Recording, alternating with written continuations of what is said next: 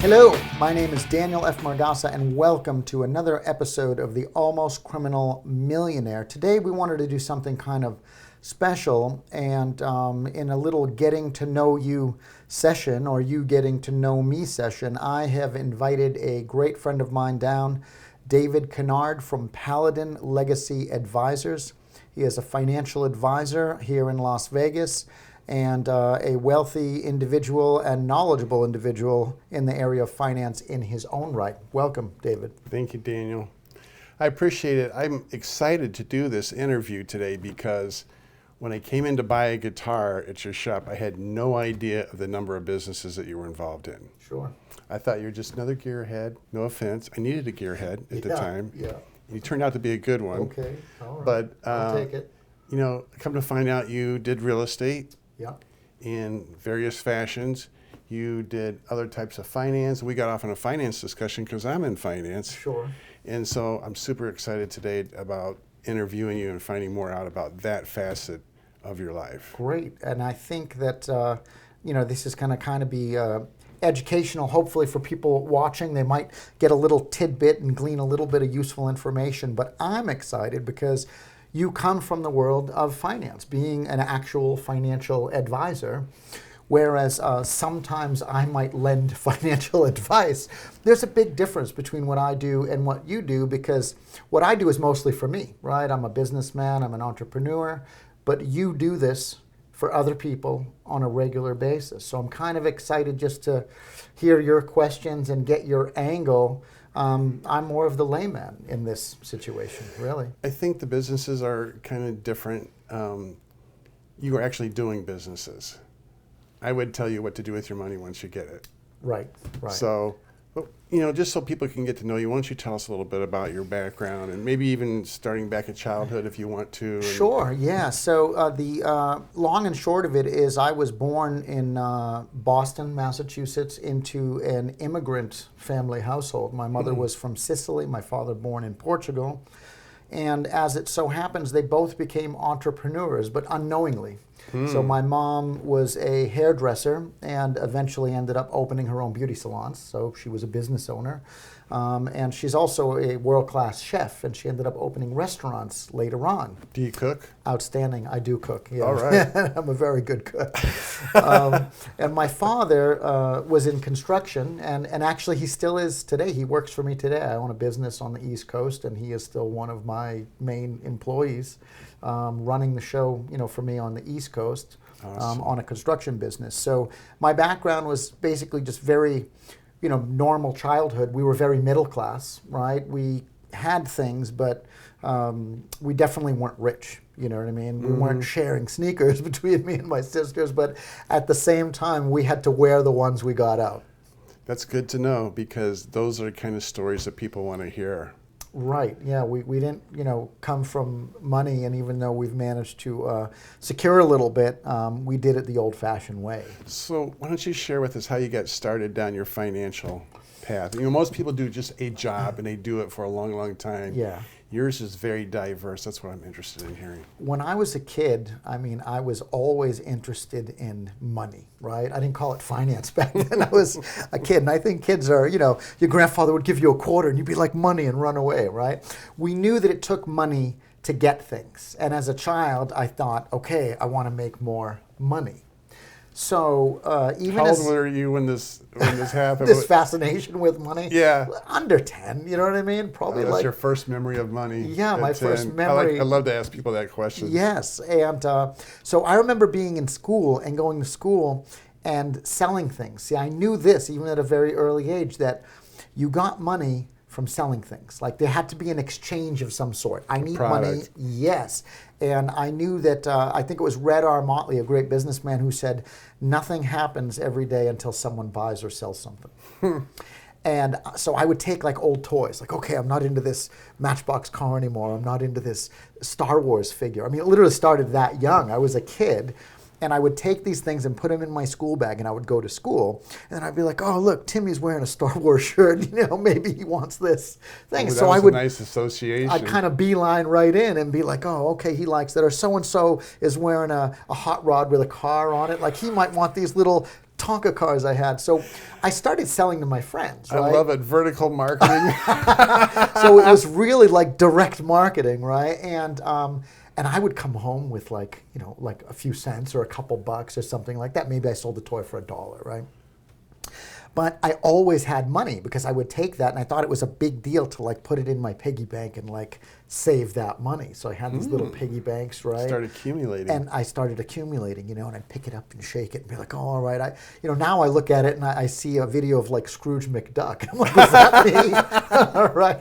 But that's how it really began. So it just began by buying and selling. And then as I got older, the items obviously got more expensive. Like by the time I got to school, I went to school in Los Angeles. I grew up in Boston, but I went to MIT, which is the Musicians Institute of Technology.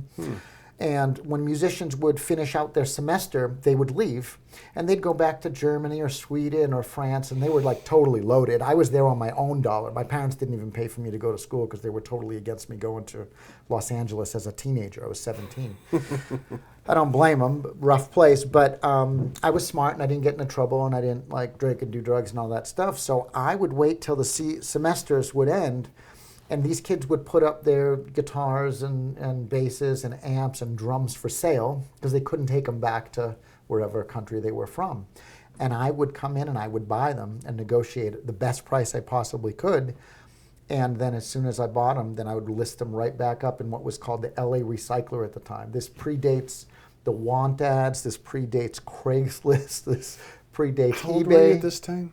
17. Oh, you were 17. 17 when I moved to Los Angeles and started doing this. And I needed to do it to pay my rent. Like I was supplementing my income. So I had a part-time job, but I was out there on my own dime. So your goal was to make rent.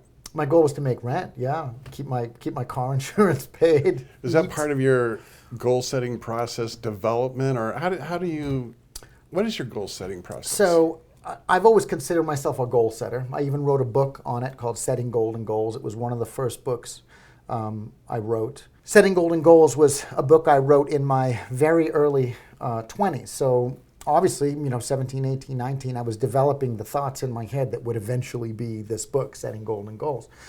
So my process, before I even realized what it was kind of threefold. It was mental, visual, and then kinesthetic. Now, do you know what kinesthetic means? I think it means feelings. Exactly. It's physical. It's in the physical world, right? So if I was going to show you how to, say, go skiing, snow skiing, I could show you a video, and that would be visual. Or I could strap you into a board, and we could go to the top of the mountain or skis, and then be like, okay, we're Shove doing you down it. the hill. Shove you down the hill. That's kinesthetic. That's kinesthetic. So, me shaking your hand would be kinesthetic, okay? So it's the act of physical motion, bringing it into the real world. So when I started setting goals, I didn't know it, but first I would think about it.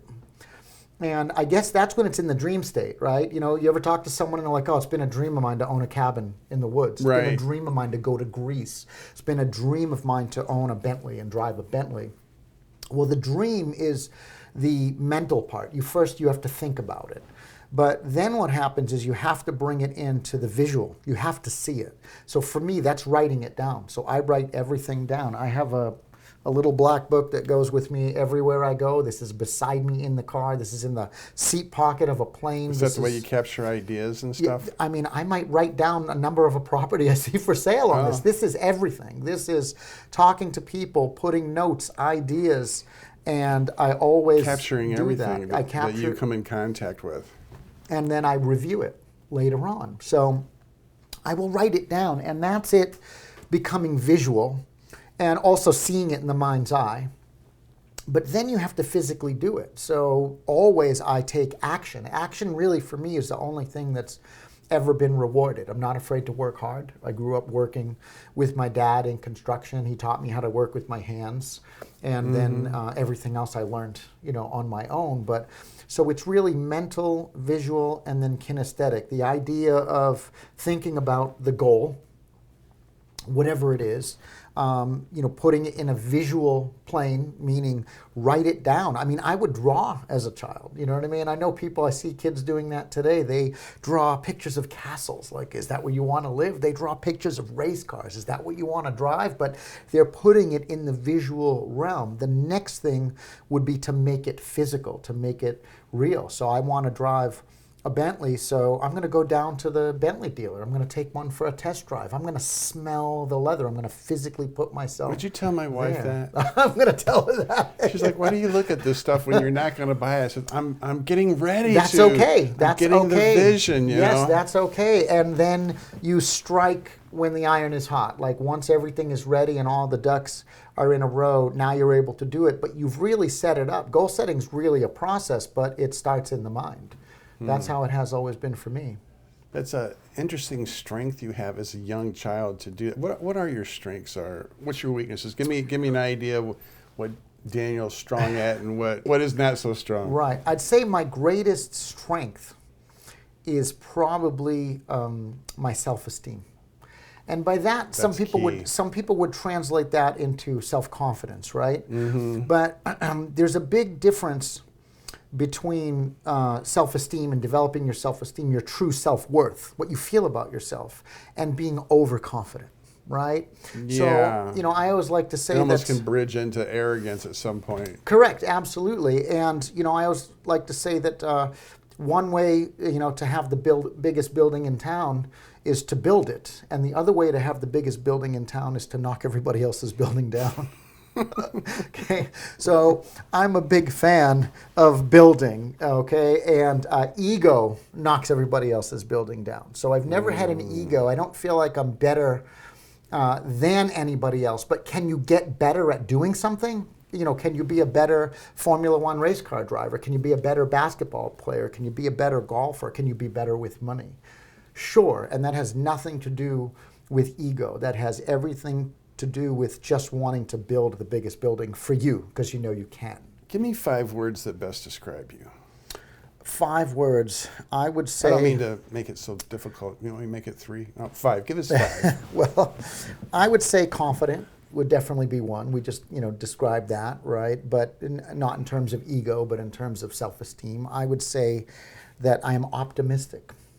So that's big. When I go into something, I'm looking at the good and looking at how it can be done. I'm a problem solver, so I'm optimistic. Some people look at something and say, oh, it would be nice to do that, but I don't know if I ever could. I always say, it'd be great to do that. Let's figure out how.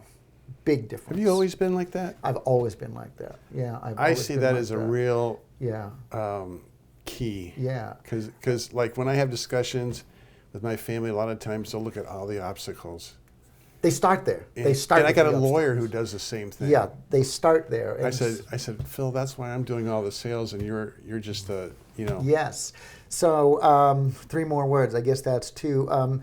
Innovative. I've always been an innovator, so I love to build things. Even today, I build things. I mean, I build custom guitars for some of the biggest rock stars on the planet, and I own several businesses, and one of them is a custom guitar company. But I like to work with my hands. So you are problem solving all the time. There's even a sign at my bench that says, what is building guitars? It's making shit fit. Like nothing ever fits. Right? Nothing ever fits. It's kinesthetic. Yes, but money is the same way. You have to make things work. You have to make things fit. You come up with all these problems. So, I have to be innovative in solving day-to-day problems with business, but also day-to-day or hour-by-hour problems with money. I would say beyond that, I'm also quick and passionate. So let me explain. I think that's 5 words. That's all right. If it's 6, go ahead. That's all right. But quick, we'll take it. Quick is, I tend to think quick, act quick, and try and produce results quick. If you told me that I had to get a job done and it was a $10,000 job, I own a construction business, right? So a 10-day, $10,000 construction job, what does that work out to? $1,000 a day. I mean, it's $1,000 a day. But what if I want to make $2,000 a day? Well, we'd have to finish it in 5 days, but while keeping the quality up and everything being done exactly as it should be. In other words, you cannot sacrifice, right? You can't cut corners. You cannot cut corners, okay? But that's been one of my specialties, is to find all of those holes and how to be more productive and more efficient. But there's another thing about being quick. I find when you know yourself and you know what you like, what you know what your likes and dislikes are, you really truly know who you are. This goes back to self-esteem, self-worth, your confidence in yourself, if nothing else.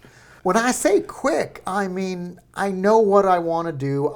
That doesn't mean I always make the right decision, right? Like, everyone wins, everyone loses, and you have to accept. I mean, Thomas Edison took 10,000 times plus to invent the light bulb, right? So you don't feel like you have to be perfect? No. I feel that's a big impediment for people. If they don't make the right decision. They labor over the choice so many times, Yep.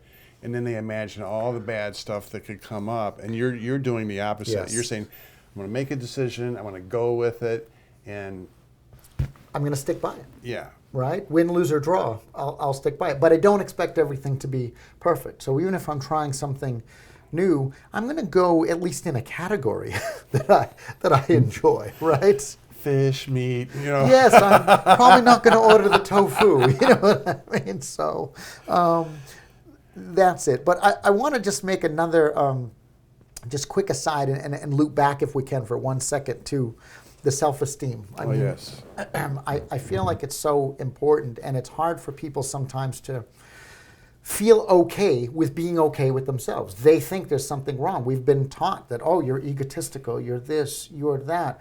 There's nothing wrong with caring about yourself to the point where you know you're even with everybody else, but if you're doing a little bit better, it's because you've earned it, maybe. Right? Maybe you've worked hard enough to earn that, and it's not because you're looking down on anybody. It's not because you've knocked anybody else's building down.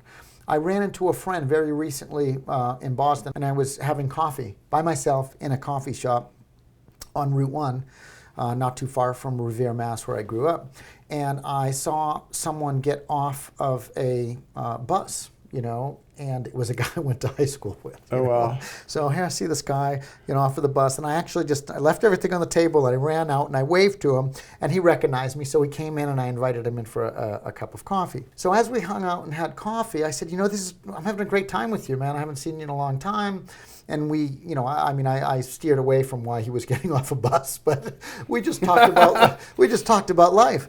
And really great guy. And I said, this is kind of, surreal for me a little bit, because you guys never paid any attention to me in high school. I wasn't like a super popular kid in high school or anything like that. I kind of did my own thing. And he goes, oh yeah, we all hated you in high school.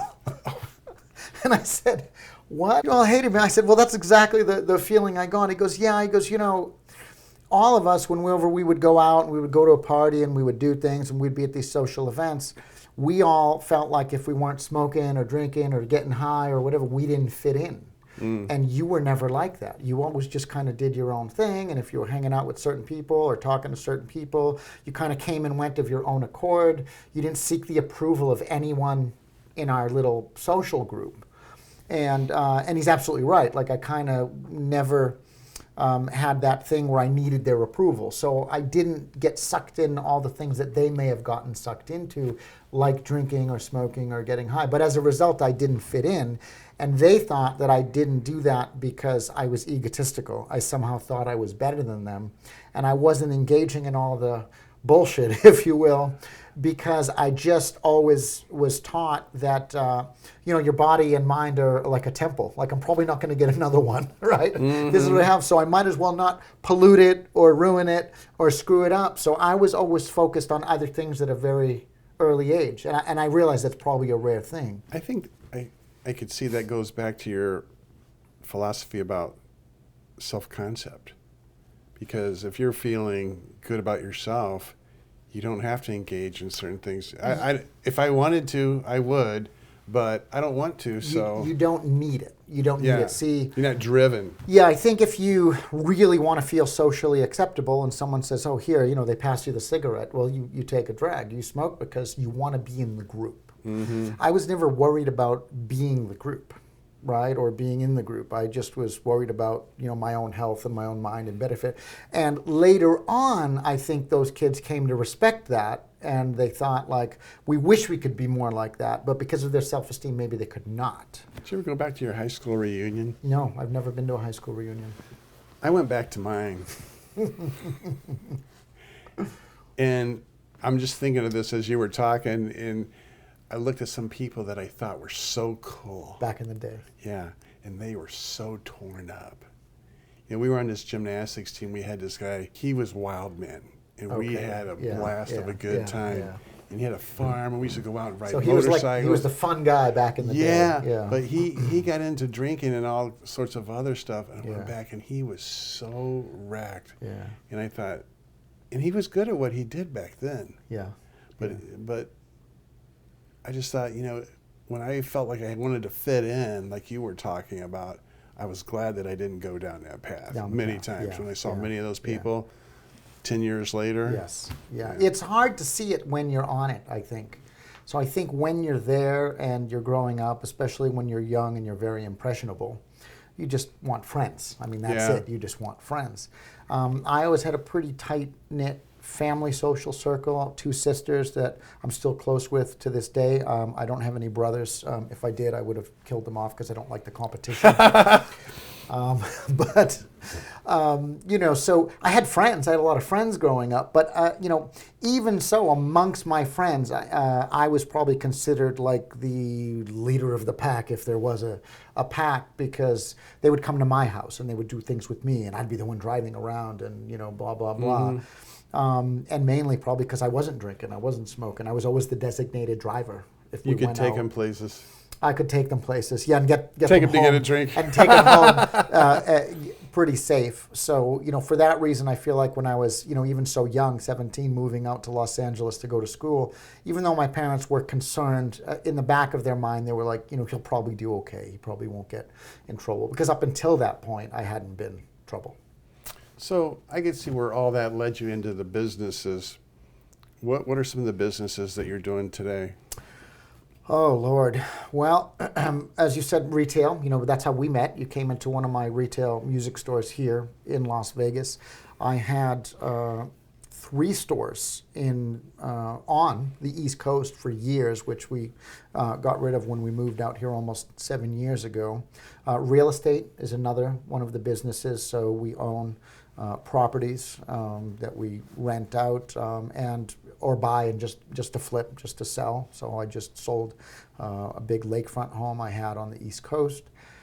And I also own a small construction company that I actually tried to farm out and sort of retire from, but the accounts didn't want to let me go. They liked dealing with Daniel, and they liked my way of running the business, and they said, we know you're not going to be physically doing the work anymore, because I did retire from that, but I still manage all the accounts. The business runs through me.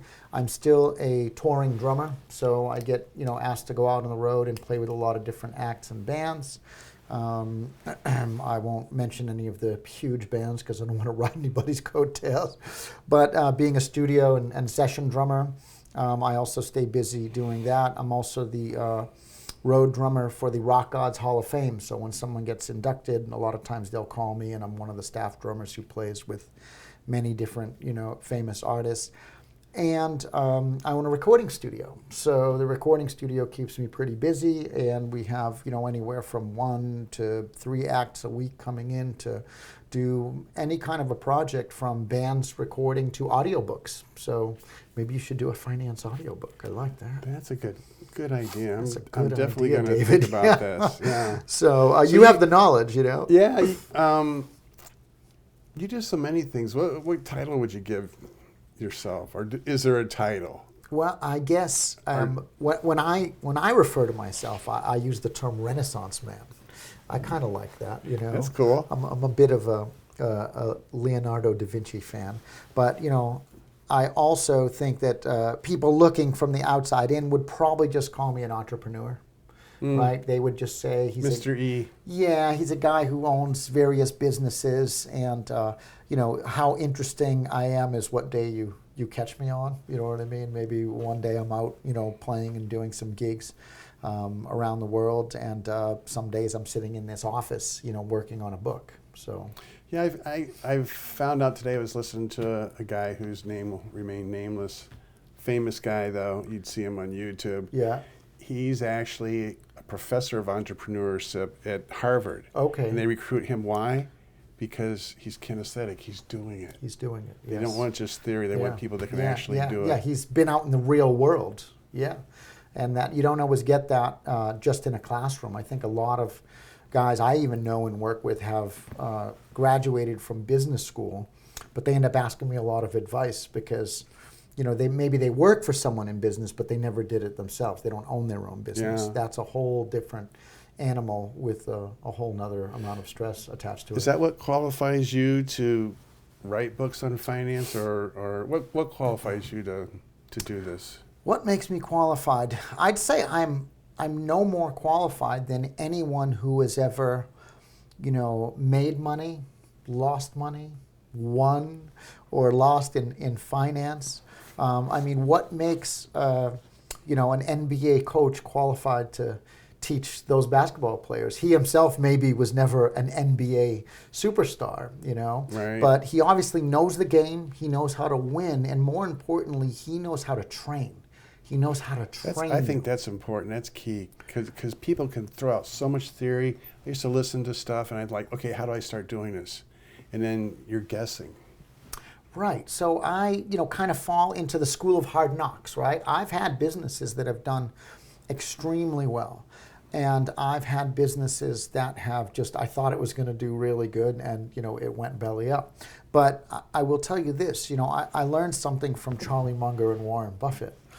And they say that they actually pick more losers than winners. I love hearing that. I love hearing you did a business that went belly up, and you're still here and you're still doing all these other businesses. It's where you learn the most. So if someone came to me, first of all, I would tell them, don't be dismayed. You tried this and it didn't work out. Why?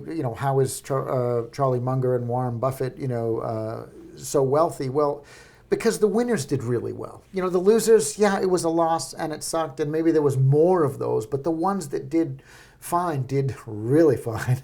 And so that's how you have to play it out. So when I start something, I always, in the back of my mind, I'm the eternal optimist. I'm like, this is going to be great. This will be my best idea ever. And then I try it out and very little happens, and then I say, okay. But I also learn to cut my losses. Like, you don't just keep going down that road. If something's working, you kind of know.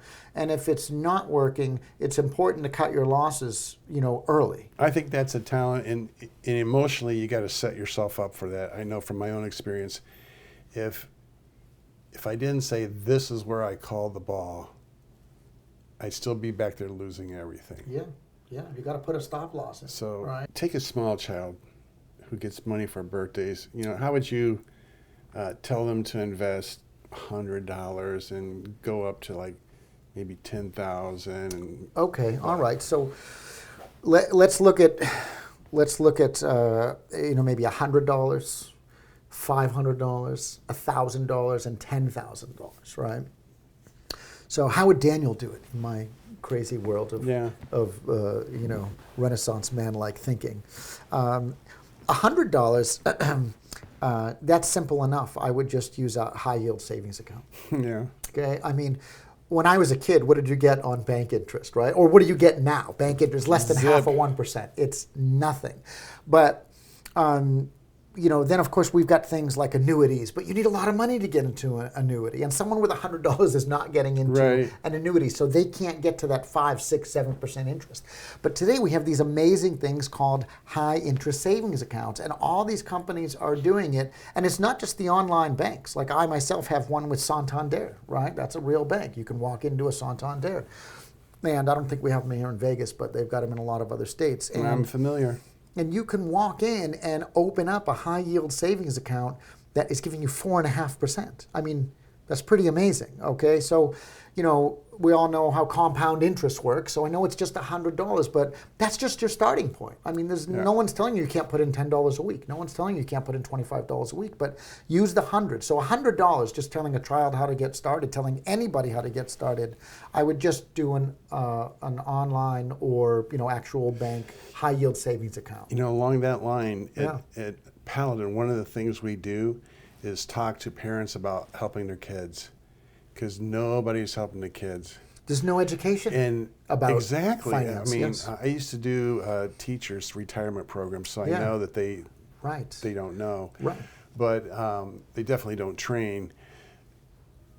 But we tell them, hey, even if you get $5, you can put some here, or you get $10, you can put $5 here, and the other $5 you can go out. It teaches them to start putting squirrel stuff away. Yes. Yeah.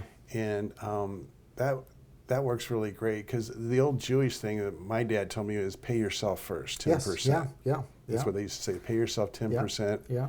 And it's part of my budgeting. Is paying yourself first. Yeah. Yes, absolutely. So $500 now. So $100 we'd use as savings. $500. I love bullion myself. And I like it for both short and long-term gains. I mean, what gold has done is truly outstanding. Now, we can talk about it right here, actually. This is $500 worth of gold right there. This is $500 worth of gold. This is $500 worth of silver. Okay. Just to give you an idea of where it's at. Gold today is at almost $3,700 an ounce today. Silver's around $40 an ounce today. But I mean, I've bought silver at $14 an ounce. So I remember when it used to be 27 forever. Right, and since we've been here, I mean, just in the past 6 or 7 years, I've only bought and held gold.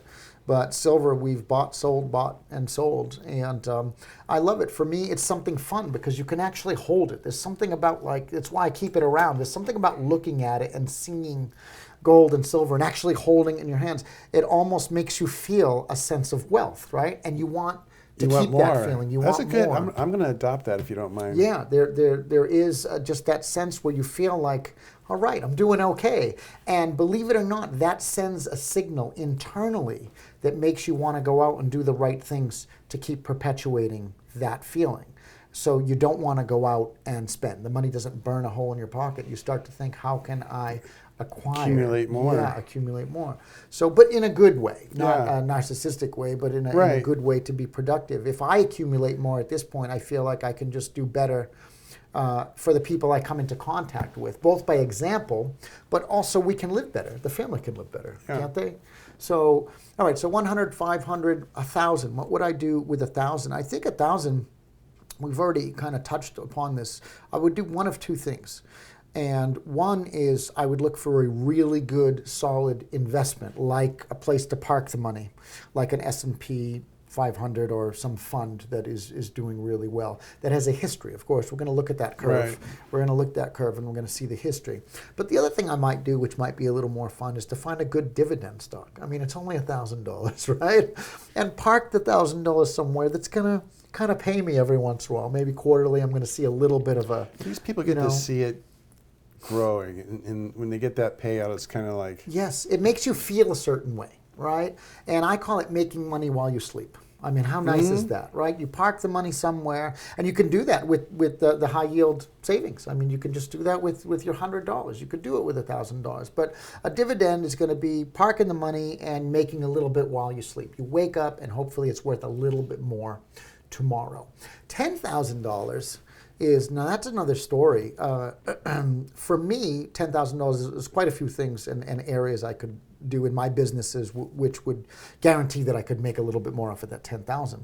But for someone not in the know, and maybe they don't own a business, what I would probably do is probably look for a really good owner carry, low cost property. If you haven't bought property is, it's one of the most fun things. I love it. Like started buying properties in my early 20s. And I did not start by, going out and buying a house or a condo. The very first thing I bought was land. I think I bought, like 40 something acres of land. And I didn't tell anybody. My parents didn't even know I was doing it because everyone I would talk to about it, So you're crazy. don't buy land, right? And I've always thought the opposite. I've always thought, well, buy land. They're not making any more of it. I mean, we live on this earth and there's only so much land. Of course, when we're talking about real estate, there's three words that are important, right? What is it? Location, location, location. And land does not always give you that. But the most speculative... Getting a little bit more refined and sophisticated. Yeah, but the most speculative land investors, I mean, think about it. At one point, New York was just land, right, owned by the Indians. And, if someone had told, the Rockefellers not to buy it or Carnegie, right, I mean, maybe it would have been undeveloped. The point is that I've always done really well with land. I actually still own quite a bit of land today. And you can buy a lot of land with a system that's known as owner carry. So you've heard of this, owner financed or owner carry. And I've done this again and again, not only with land, but with actual real estate with homes on it too. Is that going to be in your book? Maybe. I mean, there's still room, but we could talk about it. Maybe you do an appendix or something. I could do maybe a little appendix. Strategy. But you're able to buy property with very, very low money down, in some cases no money down, and the owner has the ability to finance. I myself have financed properties. And you can get in on an owner carry, and there's still parts of the country, I mean, even here in Vegas, let's just say you found a condominium for $100,000. Maybe it's a fixer-upper, okay, but it's $100,000. You could find them in Texas, you can find them in the Midwest. You're probably not going to find one in Boston or New York. And you're definitely not going to find one in LA unless it has suffered a catastrophic fire. But you can find condos for $100,000. I would say $10,000 is a 10% deposit on an owner carry condo. And now you've gotten So they yourself... give them the down money to hold this contract for you. Correct. No, it's your property, but basically you're not going to get you're going to get a warranty deed. Okay. Right? You're going to get a warranty deed with the property. It is your property. You will start paying the taxes on it for all intents and purposes. It's your property. It will be yours when it's fully paid, like anything else. I mean, there's a lien on your car when you finance a car. So you can buy the property. It's a very easy way to get in because the owners are extremely flexible. They're in the position where they can hold the paper. There's no banks involved. Many times you can waive the closing costs and there's no closing costs. Basically, I give you $10,000 and you give me a $90,000 mortgage. The interest is also very negotiable. I usually can negotiate better interests than I can with a bank. The bank is pretty much just going by bank interest, and here's what we have to get because that's what the Federal Reserve says we have to get, and they're going by the Fed rates. Whereas if you own the property, you can set the interest. So how bad do you want to sell the property? And are you in a position where if you were making 3, 4, or 5% interest on $90,000, that would make you feel good? Well, probably. Yeah. I mean, that's what treasuries are getting now, 4%, so they really couldn't do any better. Correct. So you can, but you can I've negotiated down to 2%. You can negotiate really great rates. So I've done this type of structuring on properties many times. I will do it again. And if I had, with someone starting out and had $10,000, I would put it into property. It's going to be your biggest gain right off the bat. And the thing is, everyone needs a roof over their head. I don't care if you live in that for 5 or 10 years as a young adult. Now you're 30 years old. Well, now you can move into a single family house and you can create that as an income. And probably in 10 years, you've got it paid down. Probably you own it outright. Now it is a pure cash flowing business. Better than a mortgage. Better than a mortgage. So is it harder or easier to become a millionaire now than, say, in the 70s or the 80s? I think it's 6 of one, half a dozen of the other. See, in the 60s or 70s, how were people doing it? They were speculating with real estate, right? And real estate blew up. I mean, it went berserk. I know people that bought houses for $20,000 that, today are worth $800,000. And you say to yourself, when is that going to happen again, right? Is it going to happen again? Will the houses even last that long? I mean, that house may get knocked down, right? But then again, today, depending on what your business is, you can reach more people. See, if you had a store in 1979 or 1989 even, you were selling to the people of that community, right? I sell, say, leather cowboy boots, right? And I have a store in Plano, Texas. Well, people come into my store and try on cowboy boots and buy them. But if I have a store today, whether I sell high-end cowboy boots or women's handbags or name brand sunglasses, I'm selling to people all over the world. See, my market is now worldwide, so I can have someone through this thing called a website and the internet. Someone can go online and they can just type in looking for Prada sunglasses. And if I have a store that sells Prada sunglasses and I've paid enough, I'm in that search engine and I'm pretty high. Or maybe I'm just well known because I do what I do and I have a shop in downtown London, right? So people, look, so you get the people who walk in now, except that I probably can also grab some business from people around the world who go online and they just hit this little button called Buy It Now.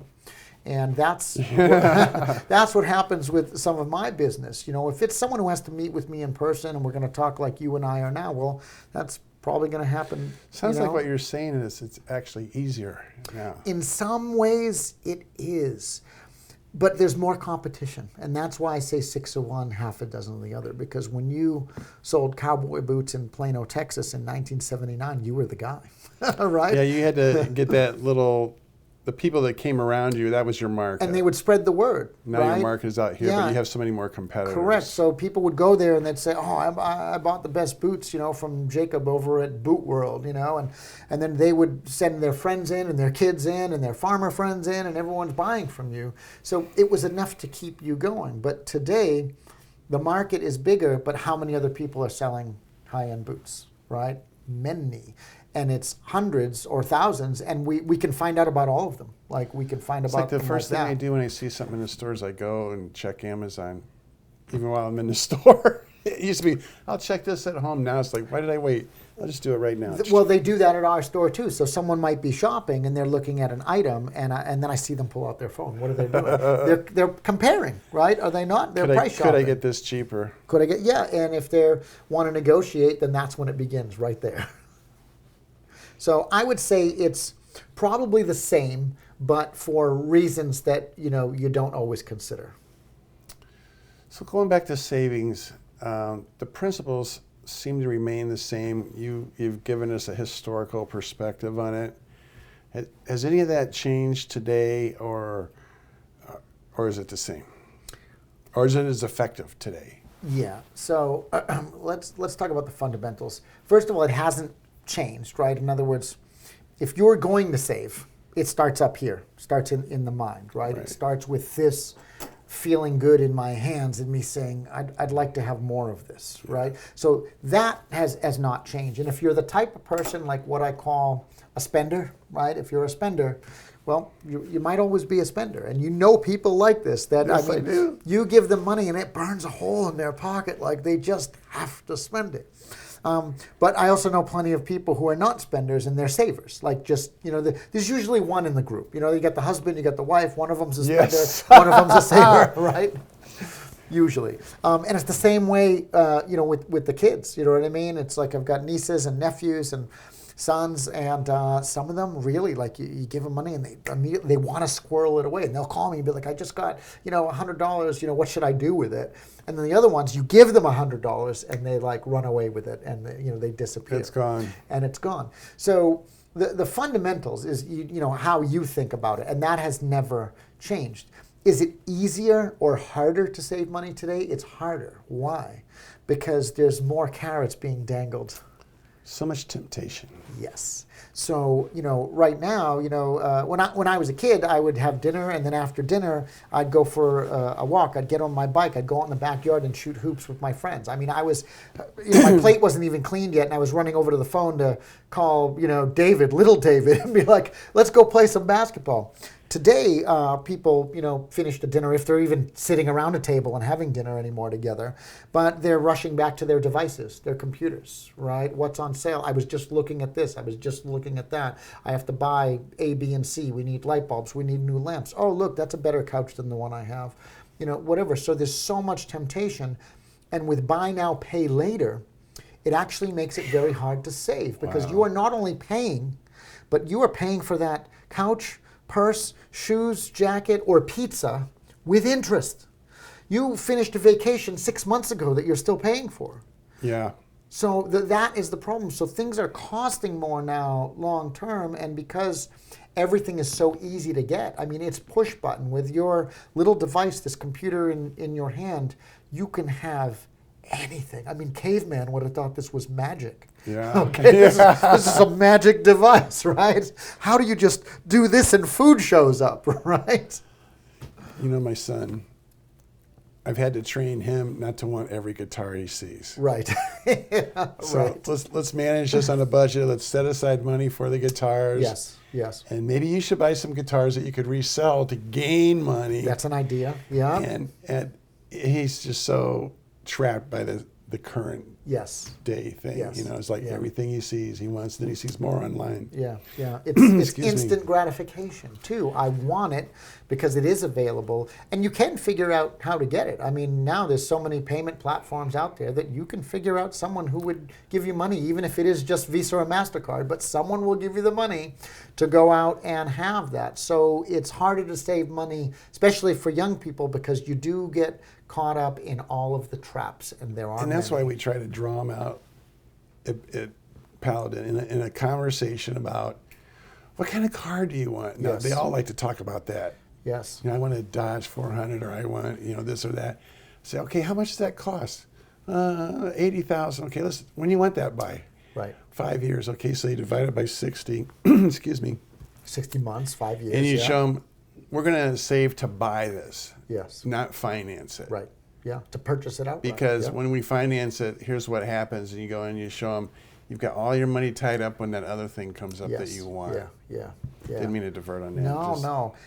Well, David, this has been a eye-opening experience, not only for you and I, but hopefully for some of the people out there watching.